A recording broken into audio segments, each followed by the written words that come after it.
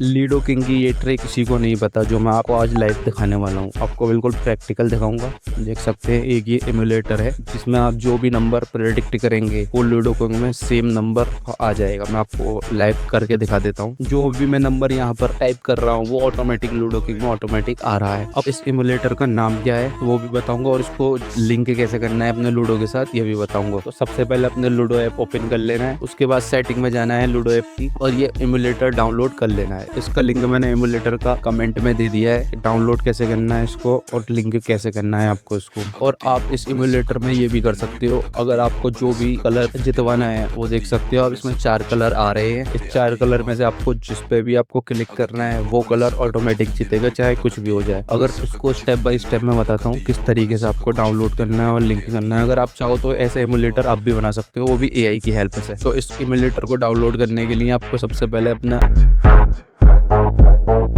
Gucci, Prada, Louis, на мне